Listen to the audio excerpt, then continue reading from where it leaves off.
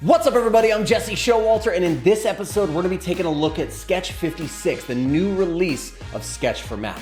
Comes with a bunch of upgrades and improvements and some things that are really going to help your workflow. 56 also lays the groundwork for Sketch for Teams, the new direction that Sketch is heading to allow you to collaborate and work in the cloud and have version control and a lot of other really cool features. We're going to round up everything in 56, take a look at what they've put in place for Teams, and I'll give you my thoughts on the other side. Let's do it.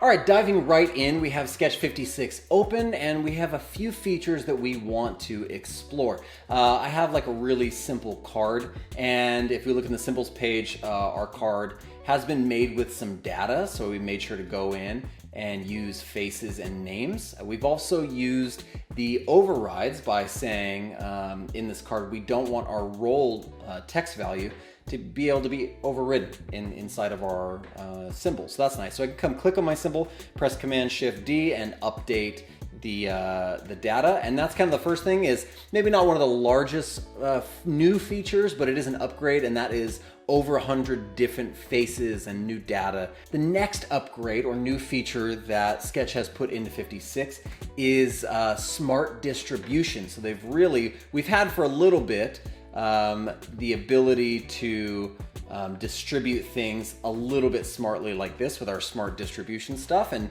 that's nice. But now if we have multiple cards and we select all of them, we're gonna get the tidy button over here in our properties panel. And so when I do that, it's gonna tidy everything up for me and do its best to create a grid for us. And so that was pretty nice. So now what happens if I have all of these and maybe one of the copies is a little bit out of whack? Well, I can grab all of them again, I can tidy, and it's gonna put it into some sort of coherent grid for me. From there, I can, in the properties panel over here, I can decide what I want the spacing to be like on both, or I can grab and space all of those elements in the grid out together at the same time.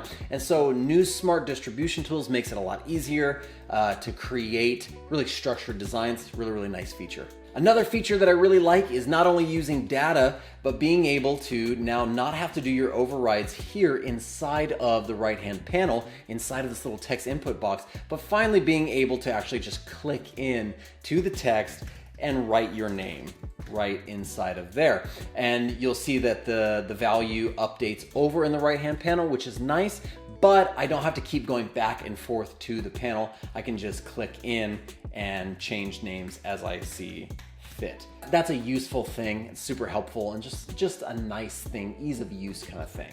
The next big update that Sketch made was to completely retool how they use Sketch Cloud. No longer do you just upload prototypes, or is it just a place where you can comment on stuff, but now it's a place where you can actually store all of your Sketch documents just right there in the cloud. So what that means is we should be able to close down Sketch and then open it back up. And in our starting screen, no longer do we just have recents and templates, we have a new tab called Cloud where we can find our cloud-based file. This doesn't live locally on my machine. It's living entirely in the cloud, and so everybody can have access to it. And we don't have to worry about where a file is stored because it's all easily found here. Now, I am told that in the future, Sketch is going to introduce projects, so we'll actually have more organization over the individual files that are found inside of Sketch Cloud, but you're able to open our cards file up. So now that we have our document back open, this is a cloud-based document, and when we click on the cloud tool up in the toolbar, we can see we have a few options. We can go view it in the starting screen, the cloud documents, or we can view it on Sketch Cloud or manage this share setting. It's going to open up the document in Sketch Cloud. We're able to see all the pages, symbol, artboard page, all that kind of stuff. And we're able to go back and see all of our documents. Again, there's going to be organization here inside of projects, all that kind of stuff, but we can click inside. You're still going to be able to see prototypes in here, but now we have the ability to receive notifications. We can add people and include them using our new share settings and give them certain rights and so on and so forth. And we also have the very starts to Sketch's kind of like just a hint at what's going to be version control. Right now, I think it's considered version tracking, but eventually it's going to be full-on version control. where we can roll back to previous versions of the design. You're also able to download the design as like an offline file if we want to use it like that. And then lastly, you can still click into any particular artboard and leave comments. And so Sketch Cloud is, making some huge leaps and bounds, which is really, really cool. The other reason that Sketch Cloud has gotten a massive update is because in the recent months, Sketch has revealed that they're going to be moving towards Sketch for Teams, a new way to use Sketch, more collaborative. They're going to be focusing on version control and permissions and settings, as well as some other really, really cool things. And so this is the starts to it. And you can tell, because if you go back, we can tell that I'm currently on my personal page, right? My personal team. And if I drop down, I'm able to create a new team. Teams is going to be the new way that obviously teams work inside of Sketch. You're still able to buy just one single license if you want, same game plan as before with Sketch, but this is just an alternative way where if you work in a team of multiple designers and want to use Sketch and have access to these awesome collaborative features that they're going to start rolling out, then you're going to want to create a team. And it says we're getting access to unlimited viewers, unlimited documents and projects, communication, collaboration, team management, regular app updates, and that you only pay for contributors. That means we'll be allowed to have stakeholders and CEOs and project managers the ability to peek in on work without having to pay for a seat or a license for them. So only the actual designers need a license to the Teams platform. So that's super cool. This also means that engineers later on are going to have access, the word on the street is, to things like a developer area where they're able to have live specs and measure and download all the assets. So that's a super cool thing as well. To make sure that I'm not wrong, I figured a fun thing to do right now would be to react to the Sketch for Teams video. Let's see what they have in store for us.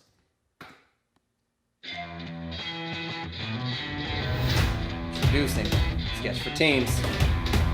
Oh, there it is, the cloud that we talked about. And stop. The mouse is dropping down and you're able to switch between different teams, right? So I can, right here, I don't have to go just up to the browser to do that. I'm gonna be able to drop down and say, hey, I wanna work in my Monday studio or my team or my work or my freelancing crew or whatever. We'll have different teams set up. So that's super cool.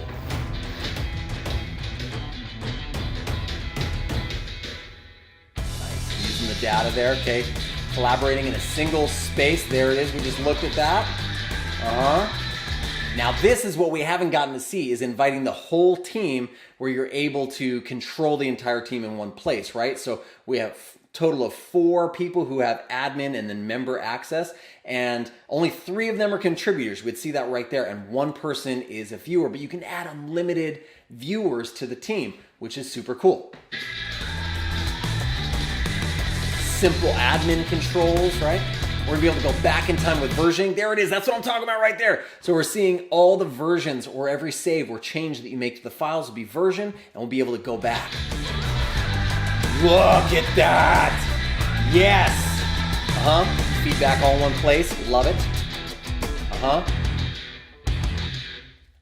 Nice video. That's what they have in store for the future, is collaboration, trying to bring things all together in one place, cloud-based documents and organization, so I don't have to worry about stuff, versioning and version control so that we don't have to overwrite files. Man, there's a lot happening for Sketch, and I'll tell you what, it's cool, it's exciting.